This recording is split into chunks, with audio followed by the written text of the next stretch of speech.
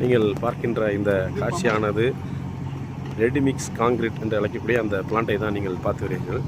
அதாவது தற்போது கட்டுமானத்துறை மிக அதிக அளவில் வளர்ந்து வரக்கூடிய வேளையில் நிறைய பேர் அந்த காங்கிரீட்டை பயன்படுத்தினாலும் அது எப்படி தயாராகிறது என்ற அந்த பல்வேறு கேள்விகளுக்கு இந்த வீடியோ விடையளிக்கும் என்று நாங்கள் நினைக்கின்றோம். அதில் அதாவது முக்கா ஜல்லி அண்ட் எம் சாண்டை இங்கிருந்து முதலில் எடுக்கிறார்கள். அதை எடுத்துக்கொண்டு அந்த பிளான்ட்டிலே தனித்தனியாக அந்த பிளான்ட்டில் பிரிக்கப்பட்டு அந்த மேலே உள்ள அந்த மிஷினரியிலே ஏற்றப்படுகிறது. அதன் பின்பு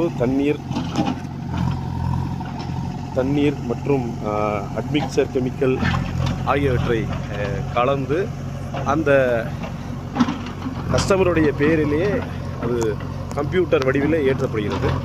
அந்த ஏற்றிய பின்பு அது உடனடியாக 20 நிமிடத்தில் ஒரு குறிப்பிட்ட அளவை அது ரெடிமிக்ஸ் காங்கிரீட்டாக வழங்கிவிடுகிறது.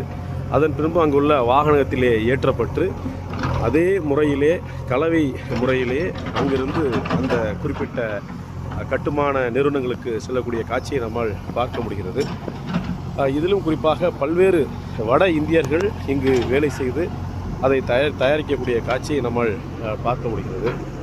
இந்த கட்டுமான துறையை பொறுத்தமட்டில் தமிழகத்தில் அதிலும் குறிப்பாக போரூர் பகுதியில் அதிக அளவில் மிக உயர்ந்த கட்டிடங்களை பார்க்க முடிகிறது.